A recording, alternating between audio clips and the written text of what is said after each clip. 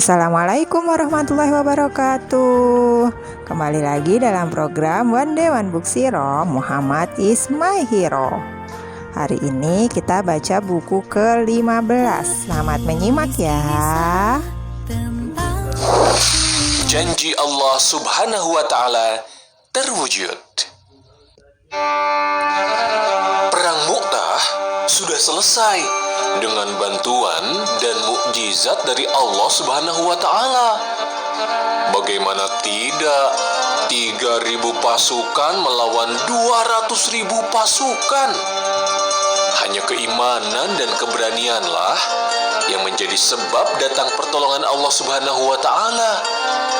Lihatlah bagaimana Ja'far bin Abi Thalib berusaha mempertahankan panji Islam yang dia bawa. Dia terus berperang hingga tangan kanannya putus. Dia pegang panji di tangan kirinya hingga tangan kirinya pun putus. Ja'far pun syahid dengan masih memegang bendera. Lebih dari 90 luka ditemukan di tubuhnya. Zaid bin Harithah dan Abdullah bin Rawahah pun bertarung dengan gagah berani. Usai perang Mu'tah tahun 8 Hijriah, kaum Quraisy melanggar perjanjian Hudaybiyah. Mereka menyerang penduduk muslim suku Khuza'ah hingga banyak korban. Orang Quraisy menyesal dan ketakutan. Abu Sufyan bin Harb diutus untuk membujuk Rasulullah SAW agar perjanjian Hudaybiyah diperbaharui. Rasulullah SAW tidak menanggapi kedatangan Abu Sufyan. Akhirnya Abu Sufyan pulang dengan kecewa. Diam-diam, Rasulullah SAW melakukan persiapan untuk menyerang Mekah. Hatib bin Abi Balta'ah yang berhati lemah dan mengkhawatirkan kerabatnya di Mekah segera menulis surat untuk memperingatkan orang Quraisy. Surat itu dititipkan kepada seorang wanita. Kuasa Allah Subhanahu wa Ta'ala kembali ditunjukkan dengan dikabarkannya perbuatan Hatib kepada Rasulullah SAW.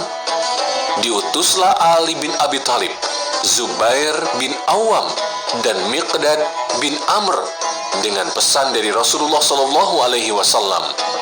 Berangkatlah kalian hingga sampai di perkebunan Kah. Di sana kalian akan bertemu wanita yang membawa surat. Ambillah surat itu darinya. Ali pun berhasil menemukan wanita itu dan menggagalkan rencana Hatib. Pada 10 Ramadan tahun 8 Hijriah, 10.000 kaum muslim berangkat ke Mekah. Abu Sufyan bin Harb kembali menemui Rasulullah SAW. Allah Maha membolak-balikan hati. Abu Sufyan, pemimpin kaum kafir itu, masuk Islam. Ketika sampai Mekah, salah seorang sahabat, Sa'ad bin Ubadah, berkata kepada Abu Sufyan, "Hari ini adalah hari pertempuran. Hari dihalalkannya tanah haram." Rasulullah SAW segera memperbaiki ucapan Sa'ad. Tidak, hari ini adalah hari penuh rahmat. Hari saat Allah mengagungkan Ka'bah. Mekah terkejut luar biasa dengan kedatangan pasukan muslim yang begitu besar. Penduduk Mekah segera menyusul Abu Sufyan masuk Islam dan mengakui kenabian Rasulullah SAW, Muhammad, orang yang selama ini sangat mereka percaya. Di antara mereka ada Hindun, istri Abu Sufyan, Wahsy, dan Ikrimah, putra Abu Jahal.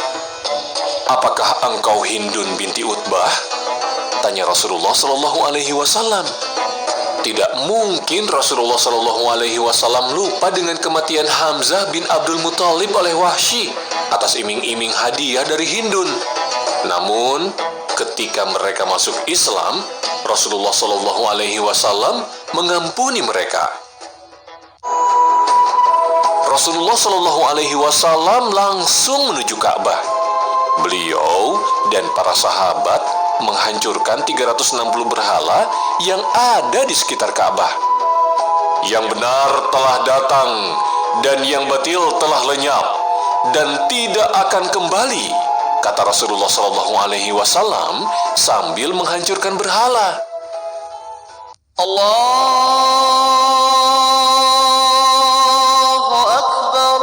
Bilal mengumandangkan azan di atas Ka'bah.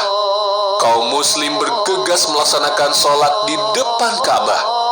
Rasulullah Shallallahu Alaihi Wasallam berada di Mekah selama 19 hari. Di hadapan penduduk Mekah, Rasulullah Shallallahu Alaihi Wasallam berkhutbah dan melaksanakan baiat atau sumpah setia untuk beriman kepada Allah Subhanahu wa Ta'ala dan tidak menyekutukannya dengan apapun. Agar kalian tidak mencuri, dan agar kalian tidak berzina, dan jangan membunuh anak-anak kalian, dan jangan berdusta, dan agar kalian tidak mendurhakaiku dalam hal-hal baik. Rasulullah Shallallahu Alaihi Wasallam menyampaikan baiatnya. Pembebasan Mekah atau Fathu Mekah adalah kemenangan kaum muslimin atas ujian keimanan yang selama ini mereka hadapi dan kebenaran janji Allah Subhanahu wa Ta'ala. Kemenangan ini membuat kaum muslim menjadi kekuatan terbesar di Jazirah Arabia dan berhasil mengendalikan semua aturan dalam kehidupan berbangsa dan bernegara. Berhentikah orang-orang kafir memerangi Rasulullah Shallallahu Alaihi Wasallam? Tidak. Suku Khawazin dan Thaqif tidak rela Mekah dikalahkan. Mereka menyiapkan pasukan untuk menyerang pasukan muslim di daerah Hunain. Saat 12.000 pasukan muslim menyusuri lembah, pasukan musyrik menyerang secara tiba-tiba dengan serbuan anak panah hingga pasukan muslim sempat tercerai-berai.